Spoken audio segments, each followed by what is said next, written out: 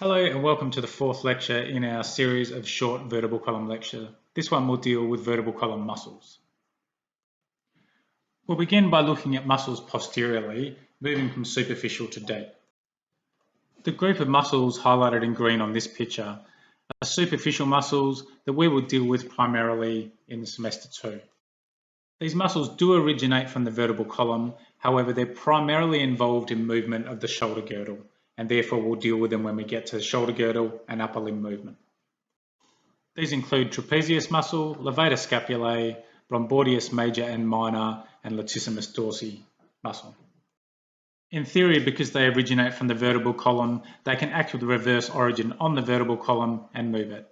As an example, the upper fibers of the left trapezius and left levator scapulae muscles could elevate your shoulder, as in shrugging your left shoulder up towards your left ear, but they could also act in reverse origin and in theory laterally flex the cervical spine because this is where they originate from. An interesting clinical feature on the posterior trunk is the triangle of auscultation or listening. It's a gap that clinicians use a stethoscope to press up against and listen to sounds of the thorax. It's bordered by the rhomboideus muscle, latissimus dorsi, and the trapezius muscle, and part of the medial scapula. When the patient adopts a flexed and protracted scapular position, it opens up this space so that the only muscle between the thorax and the clinician's stethoscope is the iliocostalis muscle, which is an erector spinae muscle we're going to deal with in a minute. Immediately deep to the middle fibers of trapezius is a muscle called serratus posterior superior, and immediately deep to the latissimus dorsi is the serratus posterior inferior.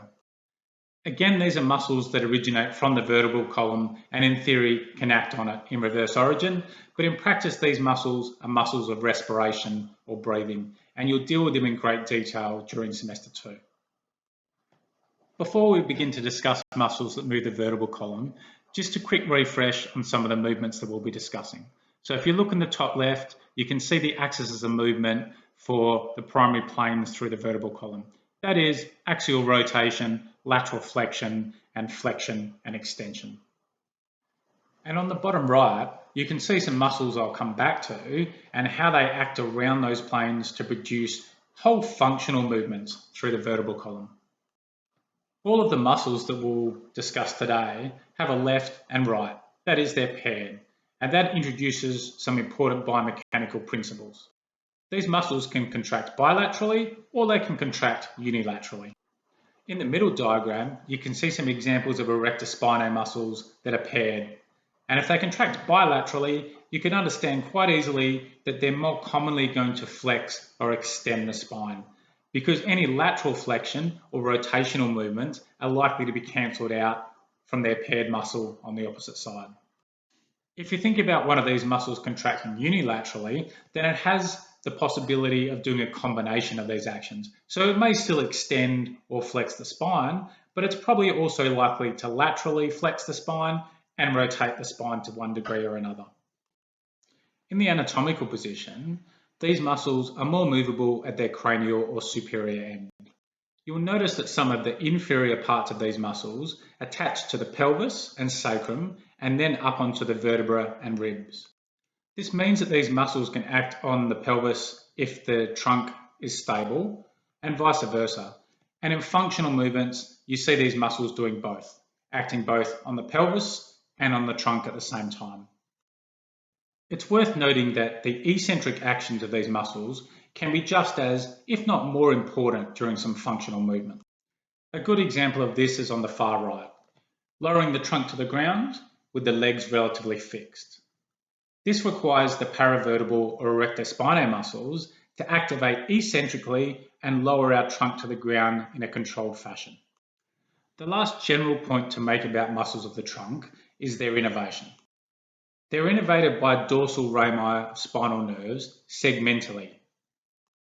So this means, roughly speaking, they'll be innervated by the spinal nerve that's at the same horizontal level of the muscle fibers. Shorter bundles of muscle fibers within a long muscle may be innervated by a single or maybe two dorsal rami, whereas longer muscles running all the way up the length of the trunk may be innervated and are innervated by multiple spinal nerves and their dorsal rami. The first group of muscles we'll describe are the erector spinae. You can see these labelled on the left diagram as spinalis, longissimus, and iliocostalis. There's some general things we can say about the erector spinae as a whole. First of all, they're made up of a series of discrete bundles of muscle fibres that span about 6 segments, vertebral segments on average, and essentially leapfrog each other up and down the spine. For instance, you can have a bundle of spinalis fibres starting at around the L3 level that should finish at around T9. And you'll also have a bunch of spinalis fibres starting at the L4 level, overlapping and leapfrogging these fibres and finishing at T8. For geographic and functional reasons, the description of these erector spinae muscles is broken up into the regions that they sit within. For instance, you can have spinalis cervicis and spinalis thoracis, simply named because the majority of the fibres within that muscle group attached to those vertebrae.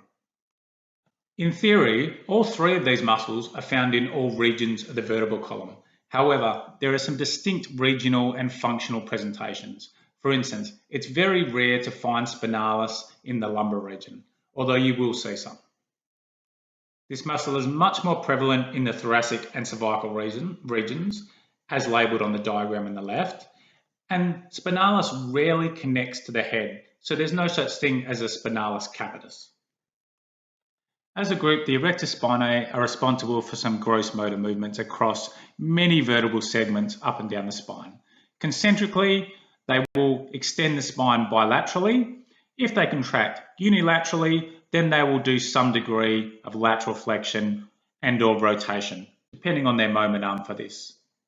They are also responsible for eccentrically lowering the trunk, as described in the last slide.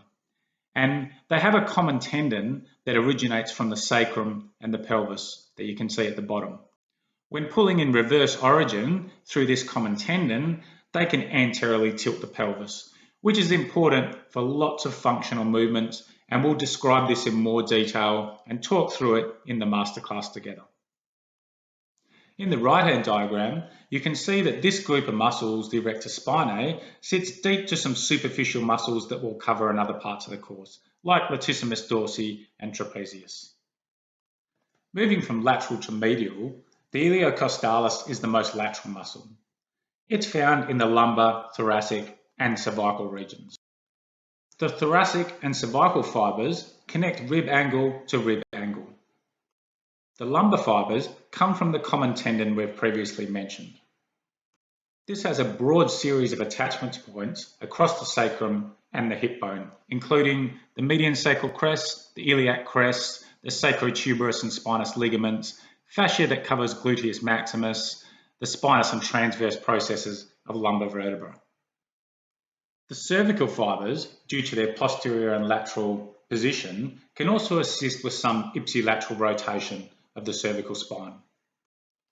Longissimus is the middle of the three muscles, and it is found in the lumbar, thoracic, cervical, and it has a capitis component, which joins onto the base of the skull just behind the mastoid processes. The thoracic and cervical regions join transverse process to transverse process, and just part of the rib next to these transverse processes. The lumbar fibres come from the common tendon along with iliocostalis, as previously described. The capitis fibres of longissimus, coming from the transverse processes of the cervical spine up to just behind the mastoid process, are able to help to ipsilaterally rotate the head and the cervical spine due to their alignment. And finally, spinalis, the most medial of the three erector spinae muscles. There is a left and a right spinalis, so it's a bilateral structure connecting spinous process to spinous process. These are mostly found in the thoracic and cervical regions. The transversospinale group of muscles is a group of muscles deeper to the erector spinae. On the far left diagram, the right-hand side of this trunk still has the erector spinae in place, whereas on the left-hand side, they've removed the erector spinae so that you can see the different parts of the transversospinale group. These three muscles are called semispinalis, multifidus, and rotatories. And I've circled these in red and multifidus in green on the left-hand side. You can see that this group of muscles has regional groupings, the same as the erector spinae. So for instance, I've circled in red semispinalis capitis, which is the part of semispinalis joining the head, semispinalis cervicis, and semispinalis thoracis. They're called the transversospinale group because they literally run from a transverse process inferiorly to a spinous process superiorly. The difference is that each muscle runs a different number of vertebral segments up the spine. This means that some of these muscles are more vertical than others and some are more horizontal. If they contract bilaterally, these muscles will extend the spine. If they contract unilaterally, they're going to do some combination of extension, contralateral rotation, and potentially a small amount of lateral flexion, depending on how vertical their orientation is or how horizontal their orientation is. Viewing the two right-hand diagrams, the top one shows the same mid-level cross-section as before, showing that the transversospinale group sit underneath the erector spinae group. In the bottom diagram, they have dissected away all of the muscles surrounding the transversospinale group except the three that are left. Semispinalis you can see running most vertically, multifidus running at more of a horizontal angle to semispinalis, and rotatories running as the most horizontal transversospinale. Starting with semispinalis on the left, it's the most superficial of the three transversospinale muscles. Typically, it runs 6 to 8 vertical segments vertically, making it the most vertically aligned of the three. This means that bilaterally it will extend, but even in unilateral, its primary action is to extend with only a small amount of contralateral rotation. This muscle is found in the thoracic, cervical, and capitis regions, with the capitis fibers joining the inferior nuchal line on the back of the skull. The cervical and capitis fibers of semispinalis make up in cross-sectional area about 40% of the muscle bulk in the neck and contribute a similar amount in strength. So about 40% of extensor strength is due to the semispinalis cervicis and capitis muscles in the neck and up into the head. The photo directly to the right of this shows a patient who is in resisted extension so that you can see that muscle bulk pop out. In the middle diagram, you can see multifidus, which runs slightly deeper to semispinalis.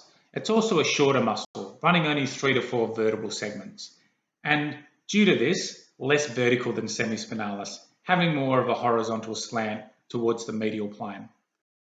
Bilaterally, it will produce extension, as all of these muscles do. Unilaterally, because it's slightly less vertical, it has a slightly better moment arm for contralateral rotation, but its primary action, even unilaterally, is still extension. Multifidus is found in the lumbar, thoracic, and cervical regions, the lumbar being the thickest and most functionally important. It's immediately deep to that common tendon of erector spinae that we described before, and it comes off places such as the iliac spines, the iliac crest, the sacroiliac ligaments, and a specific process called the mammillary process, which I'll show you in a sec. When contracting concentrically, this lumbar part of multifidus is a powerful extender of the lumbar spine and the vertebral column as a whole. It's also very active eccentrically when lowering the trunk to the ground in flexion, as described previously. It's important for providing posterior support to the lumbar vertebra when the center of gravity is moving around during dynamic movement of the body. And lastly, it has a crucial role in lumbar extension and anterior pelvic tilt and their contribution to lumbar lordosis, which we'll investigate in more detail during the masterclass discussing lumbopelvic rhythm. The last of the transversospinales is rotatories, and you can see this on the far right diagram. Technically, it has some brevis segments and some longer segments, but essentially rotatories runs from 1 to 2 segments up the vertebra from transverse to spinous process. This means it has by far the best moment arm of the three for producing contralateral rotation. For this reason, it's found throughout the lumbar regions, but it's far most commonly found amongst the thoracic vertebra. If you remember from our discussions of facet joint orientation, The thoracic vertebrae allow about 35 degrees of total rotation through their movements, whereas the lumbar vertebrae only allow about 5 to 7 degrees in total. So it makes sense you're going to see many more rotatory fibres through that thoracic region. There are two muscles on this slide that don't form part of the transversospinale group, but they're very visible here, so I'd like to point them out. If I direct your attention back to the middle diagram, in the right-hand lumbar region, they've left in place the intertransversalis muscle. And you can see this connecting transverse process to transverse process. You may remember from the ligament lecture that there are also intertransverse ligaments running from transverse process to transverse process. And these muscle fibres are mixed amongst those ligamentous structures and reinforce and support them. If you look at the right-hand diagram again, up the top of that diagram, they've left in place some interspinalis muscles. Again, these are muscle fibres that intersperse themselves in amongst the ligament of the same name, the interspinalis ligament. In theory, the intertransversalis muscles have a moment arm to contract and produce lateral flexion, and the interspinalis muscles have a moment arm to contract and produce extension of the spine. Research on these has focused on them as being postural muscles that make micro adjustments to vertebra as they need to, and they may have a role in providing proprioceptive feedback to the ligaments that they're interspersed amongst and vice versa using mechanoreceptors. In the diagram on the left, above the intertransversalis muscles, you can see another muscle we haven't described yet, levator costae or levator costarum. It runs from the transverse processes of thoracic vertebra downwards towards the rib or potentially two ribs below them. This is a muscle of breathing or respiration that you'll deal with next semester. In theory, it could act in reverse origin on the vertebra, but in practice, it's a breathing muscle that helps to elevate the ribs while you're inspiring or breathing in. At the bottom right, you can see a lumbar vertebra pointing out the mammillary process and the accessory process.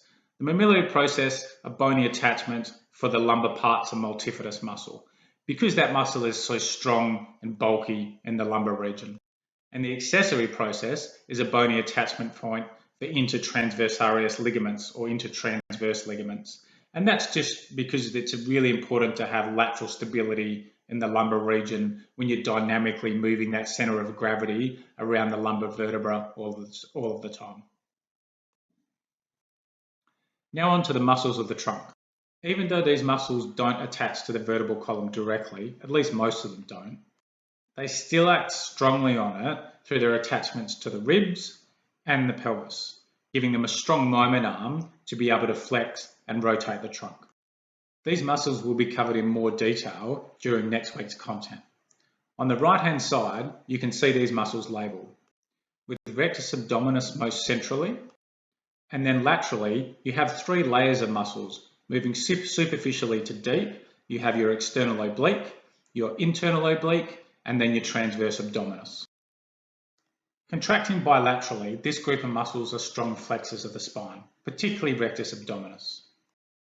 The orientation of the fibres of the external oblique and internal oblique dictate that they will produce rotation on the spine. This is illustrated well in the top left diagram. You can see that when rotating your spine to the left, you use your right external oblique and your left internal oblique, because the fibres of those two muscles actually run in the same direction. The deepest of these three muscles, transverse abdominis, literally has fibres running transversely across the abdomen. Its main role is as a pressure belt across abdominal contents to increase intra-abdominal pressure by contracting and reducing abdominal volume. The other abdominal wall muscles will assist with this, and this mechanism is important when considering bodily functions such as expiration, coughing, and defecating. It is also more generally important in stabilising the thoracolumbar region when we're doing dynamic movements of the body through the limbs and through the vertebral column itself. The bottom diagrams show some gross functional movements of the vertebral column and the trunk straight from chapter 10 in Newman, and I'd suggest that you go and have a read because there's some excellent descriptions in there.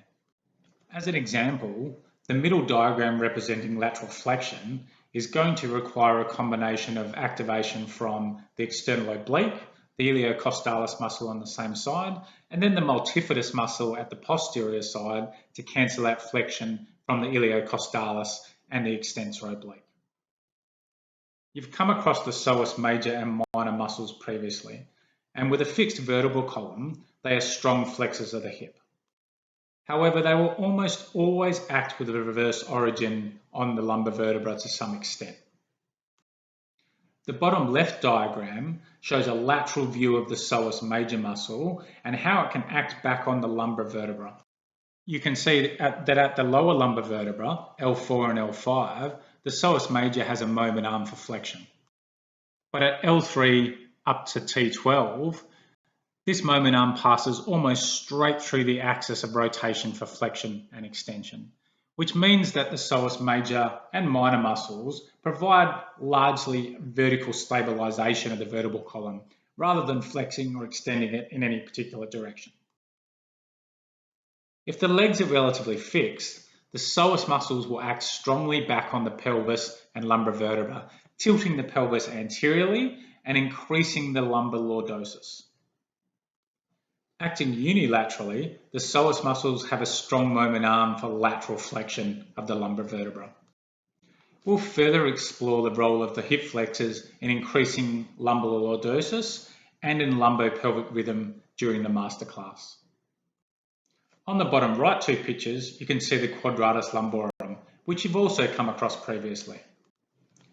Acting bilaterally on a relatively fixed trunk, the quadratus lumborum can anteriorly tilt the pelvis, and you can see this well by looking at the far right-hand diagram. With a fixed pelvis, these same fibers will act back on the trunk and pull the lumbar spine into extension. Acting unilaterally, the quadratus lumborum has a role in the normal gait cycle, producing hip hike or lateral pelvic tilt on the side that it's contracting, which enables the leg and the foot to clear the ground during the normal gait cycle. With a relatively fixed pelvis and leg, that quadratus lumborum will act unilaterally on the trunk and pull it into lateral flexion, and also depress the 12th rib. Let's look at some muscles of the posterior cervical spine. These muscles are just deep to trapezius, and on the left-hand diagram, you can see they've left the left trapezius in place and removed the right trapezius. So you can see these muscles are just deep to it. I've labelled semispinalis capitis in this left diagram so you can see its relation to the next two muscles, splenius capitis and splenius cervicis. Splenius capitis comes from the spinous processes of C7 to T3 and parts of the nuchal ligament and runs upward and laterally towards the mastoid process, inserting just behind it and along the superior nuchal line. Splenius cervicis, as its name suggests, stays within the cervical spine, but follows the same pattern as splenius capitis.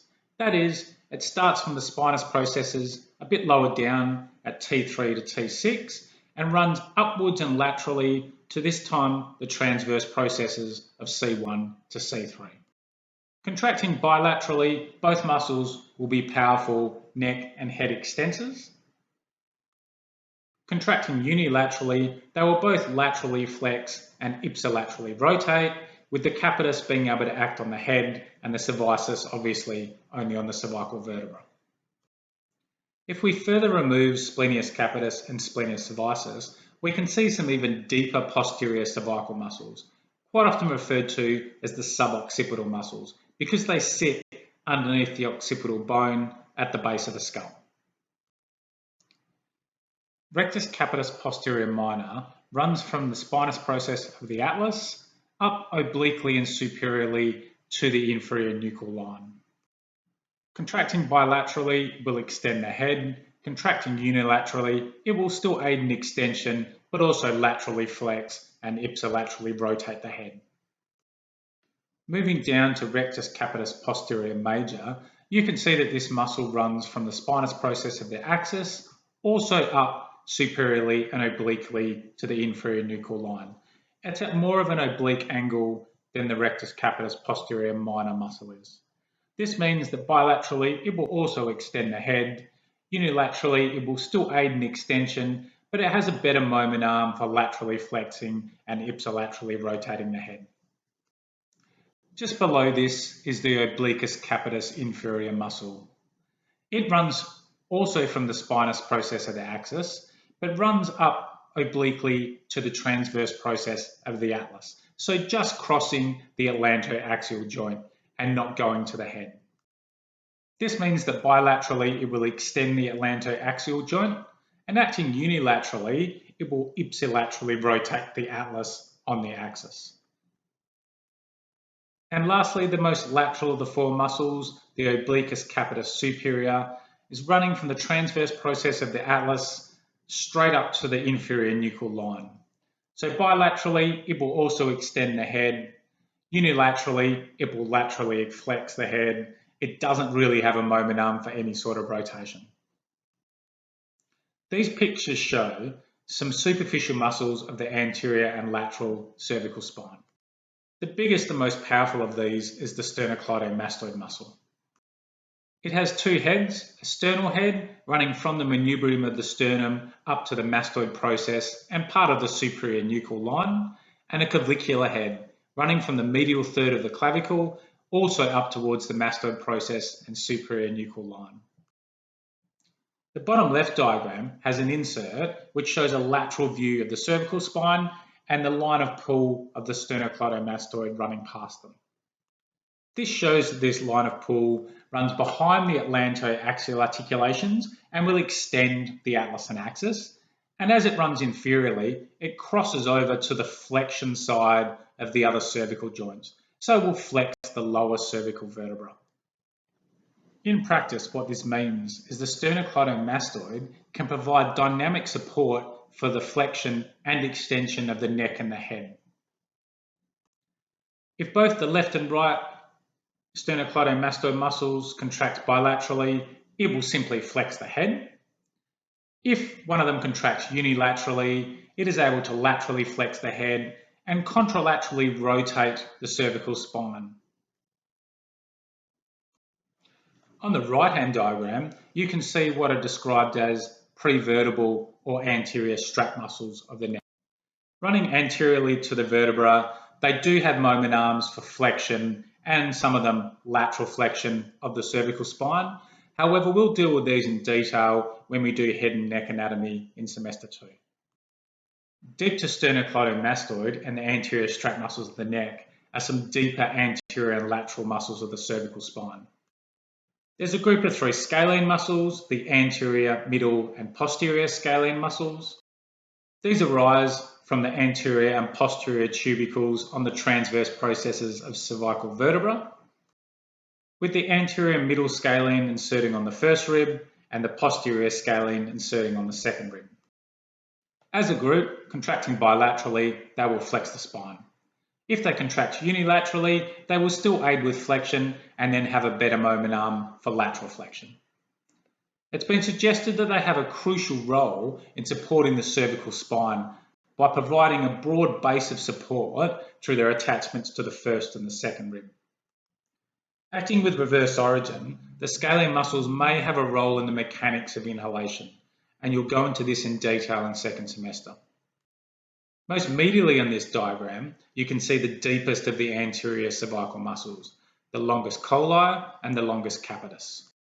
The longus colli or cervicis runs from the anterior tubercles of the transverse processes, superiorly and medially to the anterior vertebral bodies above it, meaning it can flex the cervical spine and perhaps has a small moment arm for lateral flexion.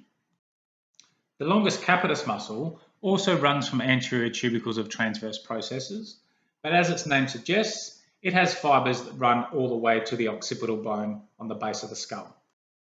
As with the longus colli, it can flex the cervical spine and has a role in stabilizing and flexing the head as a result of its capitis attachment.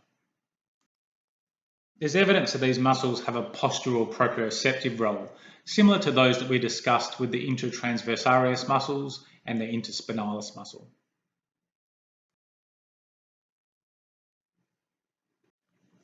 The last 2 muscles are the 2 most superior muscles of this group, the rectus capitis lateralis and the rectus capitis anterior. The rectus capitis anterior simply runs from the front surface of the atlas up to the occipital bone. It has a moment arm for flexion and a slight moment arm for lateral flexion, but in reality it's a postural muscle for the head. And lastly, the rectus capitis lateralis runs from the transverse process of the atlas also up to the occipital bone. It also has moment arms for flexion and lateral flexion, but the same as the rectus capitis anterior, in function, it's a postural muscle for the head.